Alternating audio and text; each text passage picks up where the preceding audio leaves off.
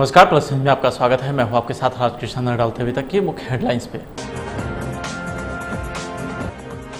पंचतत्व में विलीन हुए रघुवंश प्रसाद सिंह, तेजस्वी यादव, नीरज कुमार सहित हजारों लोग शव यात्रा में शामिल हुए।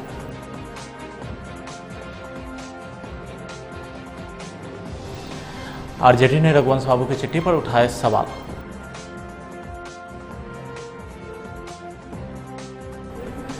बिहार के पूर्व मुख्यमंत्री जीतन राम मांझी बोले, बेटों को स्थापित करने के लिए बड़े नेताओं की बलि चढ़ा रहे हैं लालू प्रसाद यादव।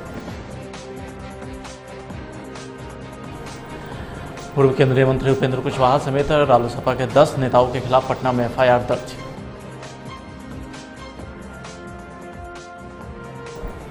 और बिहार के 2 दिवसीय दौरे पर चुनाव आयोग की टीम पटना पहुंची।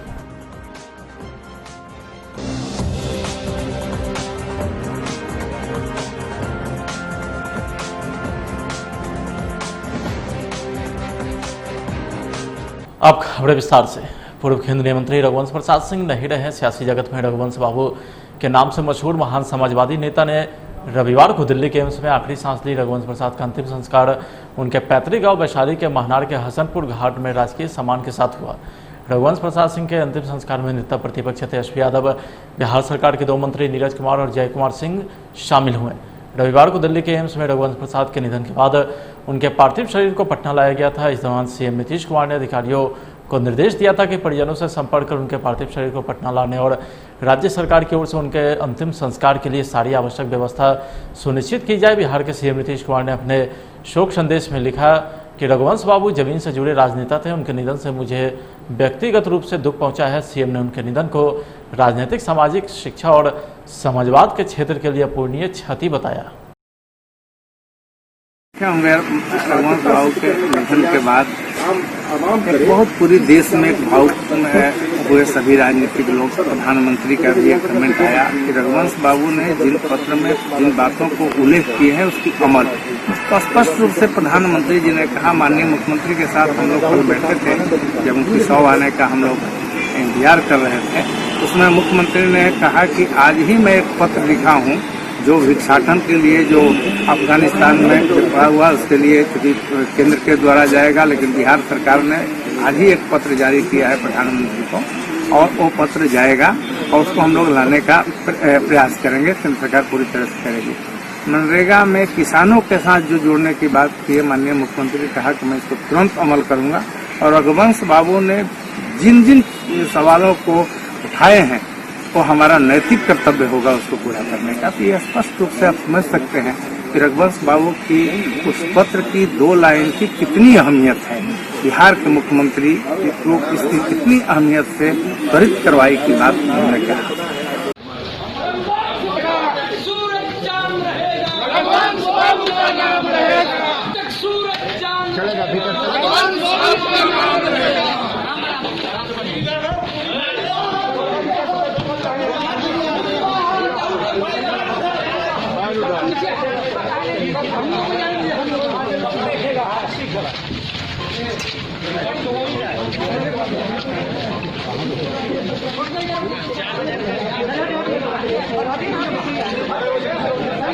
रघुवंश बाबू अमर रहे,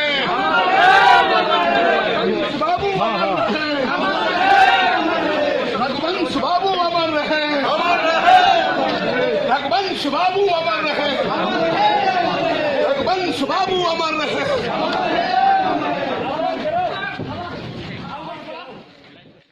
राष्ट्रीय जनता दल के राज्य कार्यालय में समाजवादी नेता, पूर्व केंद्रीय मंत्री तथा पार्टी के राष्ट्रीय उपाध्यक्ष डॉक्टर रघुवंश प्रसाद सिंह के असामयिक निधन पर प्रदेश अध्यक्ष जगदानंद सिंह की अध्यक्षता में श्रद्धांजलि सभा हुई। श्रद्धांजलि सभा में नेता प्रतिपक्ष तेजस्वी यादव ने रघुवंश प्रसाद सिंह के व्यक्तित्व एवं कृतित्व पर विस्तार से चर्चा की। उनके चित्र पर फूलमाला चढ़ाकर श्रद्धांजलि अर्पित की। इस अवसर पर सैकड़ों नेता कार्यकर्ता ने 2 मिनट का मौन रखकर श्रद्धांजलि दी। रघुवंश बाबू जी हम सब लोगों के अभिभावक रहे और पार्टी के एक मजबूत स्तंभ, एक प्रखर समाजवादी नेता, गरीबों की आवाज़ और ख़ास तौर पे हमारे पिता से जो संबंध रहे उनके पिता के नहीं रहने के बाद जो मार्गदर्शन, जो गाइडलाइंस जो उनका रहा, हम कभी अपने आप को अकेला नहीं समझते थे। आज उनके निधन की खबर सुनकर के हम लोग सब लोग जो है मर्माहत हैं, दुखी हैं और कोई शब्द नहीं है जिस शब्द को हम लोग जो है व्याख्या कर सकते हैं। लेकिन लंबे समय से कोरोना पॉजिटिव होने के बाद तो निमोनिया की भी शिकायत थी। तो पटना के एम्स में जब भर्ती हुए तो हमारी बात हुई, डॉक्टरों से भी बात हुई। हम लोग सब लोग कामना करते थे कि जल्दी स्वस्थ होकर के, ठीक होकर के वापस आए।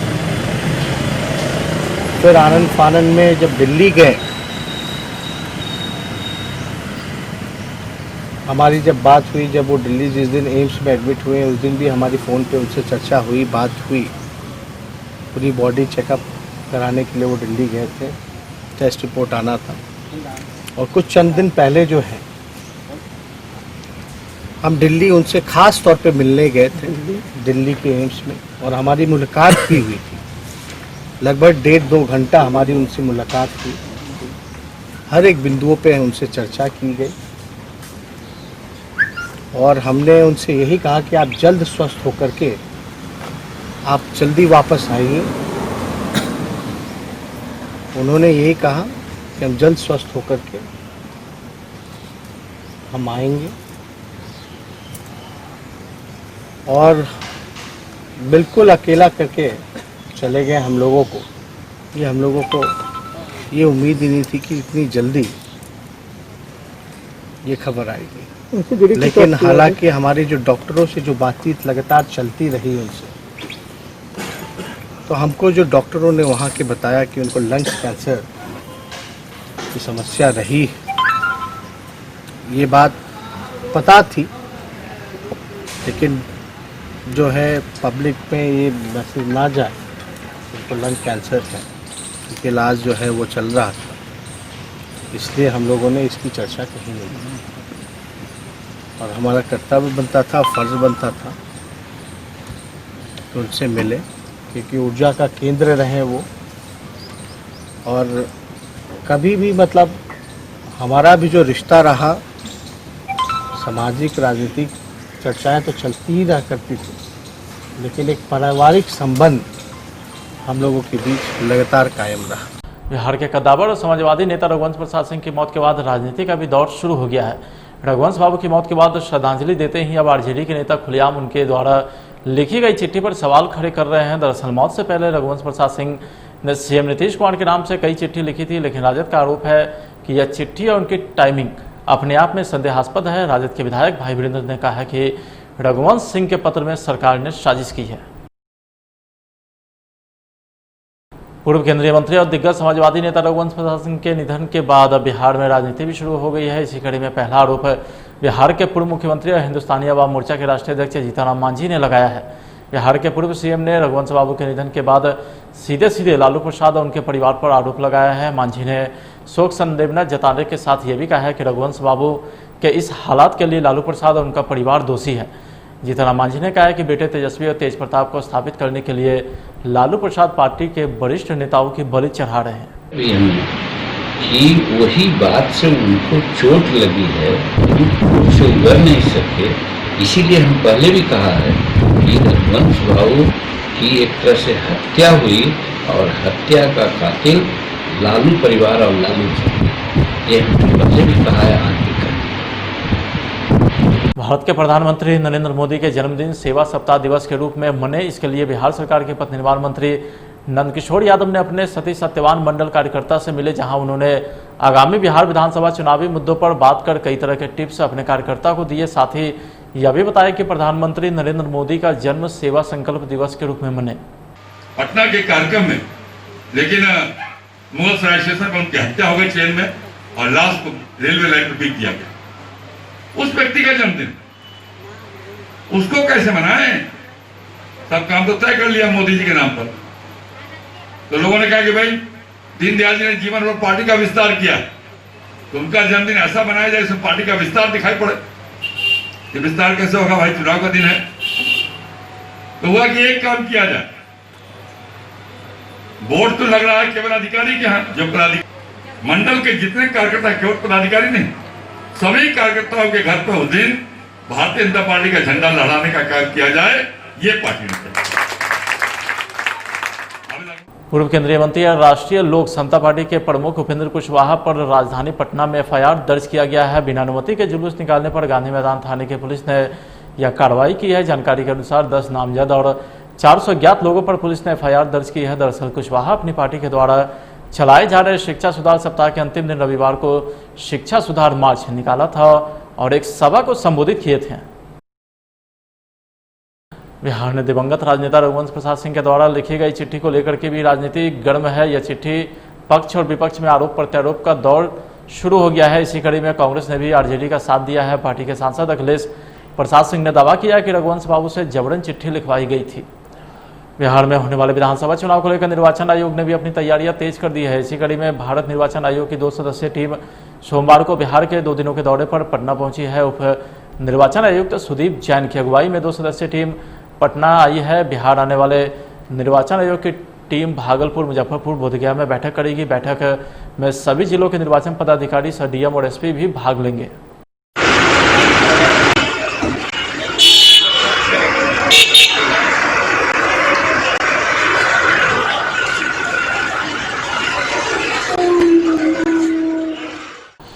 बिहार में ट्रकों का चक्का जाम शुरू हो गया है। राज्य के तकरीबन 5 लाख से ज़्यादा ट्रक ऑपरेटर हड़ताल पर चले गए। सुबह 6 बजे से किया गया चक्का जाम शुरू हो गया। अपनी कई सूत्री मांगों को लेकर ट्रक ऑपरेटर्स ने हड़ताल की शुरुआत कर दी है।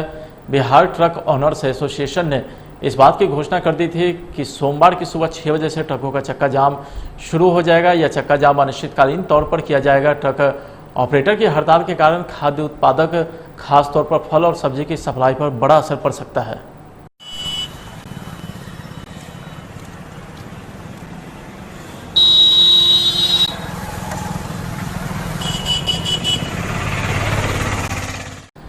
समस्तीपुर जिले के कल्याणपुर प्रखंड के बंद पड़े रामेश्वर जूट मिल मुक्तापुर का सायरन बिहार सरकार के भवन निर्माण मंत्री सह उद्योग मंत्री महेश्वर हजारी के द्वारा किया गया। इस अवसर पर जिलाधिकारी शशांक शुभंकर, सदर अनुमंडल पदाधिकारी एवं अन्य पदाधिकारी मौजूद थे। मंत्री महेश्वर हजारी ने बताया कि मिल मालिक से वार्ता व सहमति के बाद मान्यता प्राप्त मजदूर यूनियन से समझौता कराकर 3 सालों से बंद मिल को चालू करने के लिए अथक प्रयास किया गया है। विद्युत विभाग से बातचीत कर बिजली कनेक्शन जुड़वा दिया गया है। ज्ञात हो कि रामेश्वर जूट मिल में 4200 कर्मी कार्यरत है और मिल की उत्पादन क्षमता 70 टन प्रतिदिन है। इधर जूट मिल का सायरन बजने से जूट मिल कर्मियों में खुशी की लहर दौड़ गई।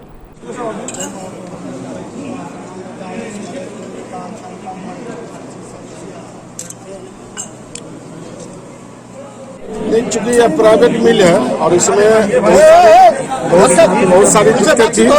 उसमें जो मिल के प्रबंधक और मिल के मालिक से बात हुई। मिल के मालिक से बात होने के बाद उनको कहा कि बिहार सरकार की तरफ से जो भी नियम है उसके अनुसार जो प्रोत्साहन राशि होती है, प्रोत्साहन राशि भी दिलवाएंगे आपको। जो आपका बकाया है वह भी दिलवाएंगे।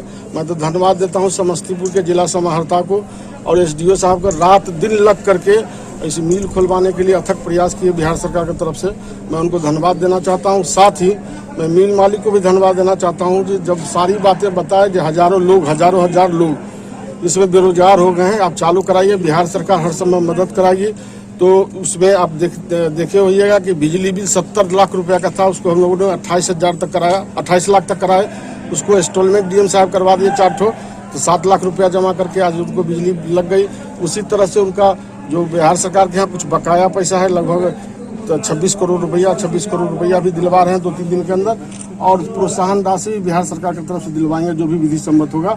और हर संभव इनको मैं आग्रह करूंगा यहाँ के आम जनताओं से, यहाँ के मिल यूनियन के हमारे जो प्रबंधक हैं उनसे, और मिल यूनियन के जितने भी हमारे लेबर के प्रबंधक हैं, नेता हैं, उनसे आग्रह करेंगे कि सबको यह समझिएगा कि अपना फैक्ट्री है और बहुत कष्ट से, बहुत मेहनत से यह मिल फिर से चालू हुआ है और सबको सहयोग करने का काम कीजिए।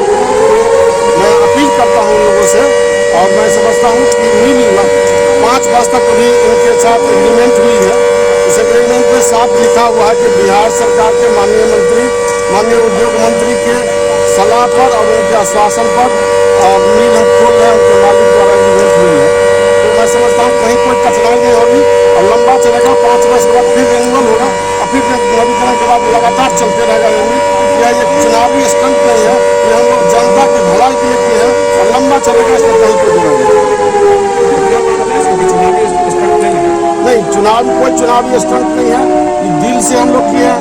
इसका एग्रीमेंट का कॉपी भी आप लोगों को देंगे, जहाँ एग्रीमेंट हम लोगों ने किया है उसे 5 वर्ष के लिए एग्रीमेंट किया गया है और सरकार की तरफ से जो भी सुविधा होगी बिहार सरकार की तरफ से, चूंकि मैं इसी जिला के निवासी हूँ, इस जिला के पुत्र हूँ, बेटा के नाते संजोग से आदरणीय नेता नीतीश कुमार जी के आशीर्वाद से उद्योग मंत्रालय मिला, तो उसके नाते मैं पहला कर्तव्य था कि समस्तीपुर जिला के जो दुग्ध उद्योग है उसको किस तरह से चालू कराया जाए।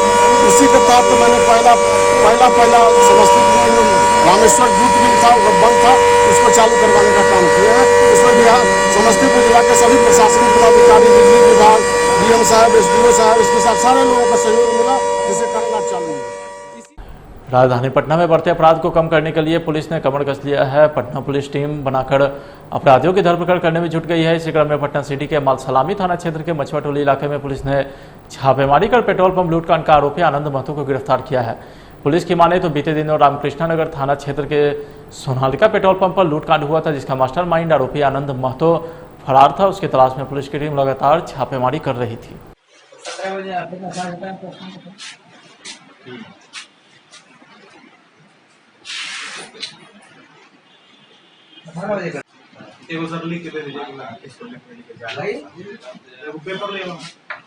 उसी पर राय रिपोजिशन को लिख देता हूँ, लेके जा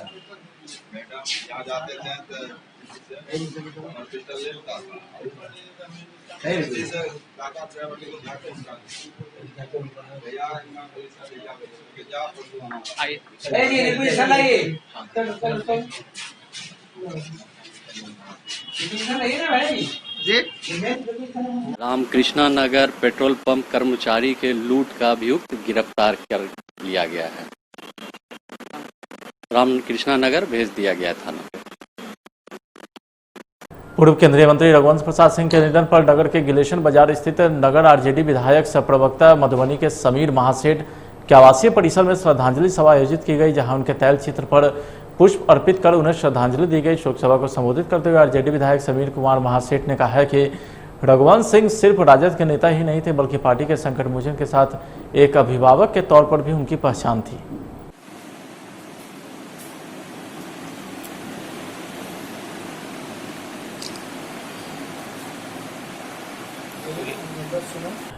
नौकरी से बर्खास्त पूर्व आईपीएस अफसर संजीव भट्ट को करीब 30 साल पुराने पुलिस हिरासत में मौत के एक मामले में गुजरात के जामनगर की एक अदालत ने उम्र कैद की सजा सुनाई।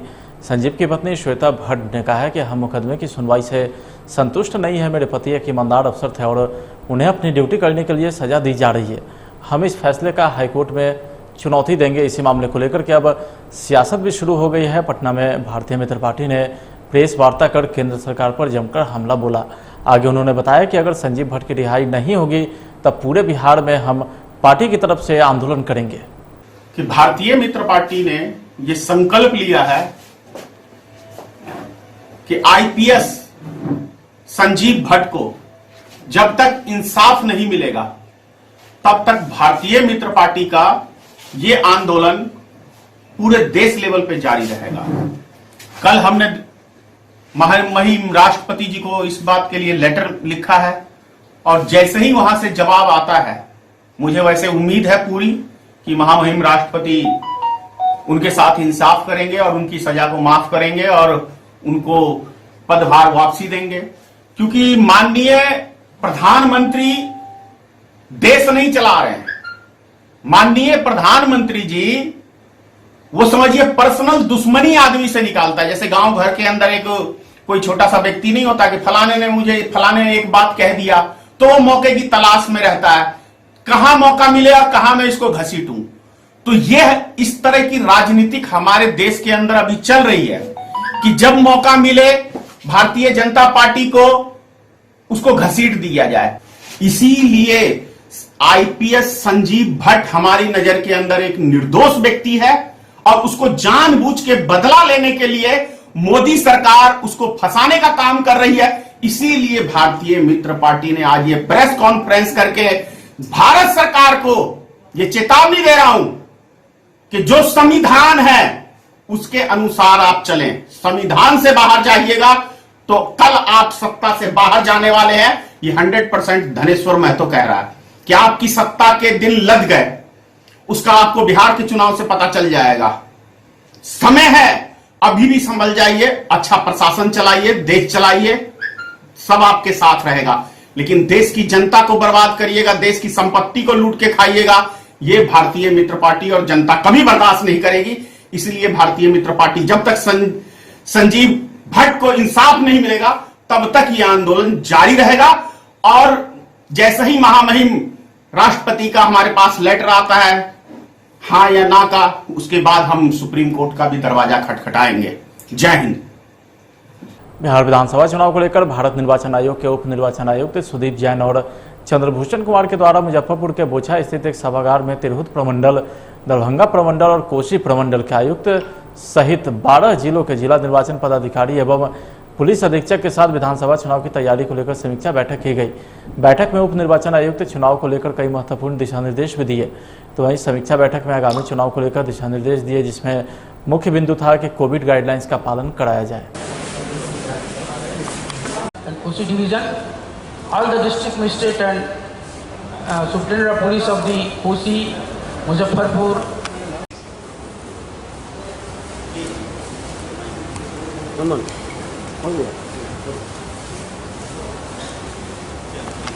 बिहार में आने वाले दिनों में विधानसभा चुनाव होने हैं, लिहाजा जनप्रतिनिधि इन दिनों धड़ाधड़ योजनाओं का शिलान्यास कर शिलापट्टी लगाने में जुटे हैं ताकि पब्लिक को एक बार फिर से बेवकूफ़ बनाकर वोट लिया जा सके। लेकिन वोटर को झांसा देना अब इतना आसान नहीं है। विधायक जी शिलापट्ट तो लगा रहे हैं, लेकिन पब्लिक सब समझ रही और माननीय का पूरा हिसाब किताब भी कर रही है।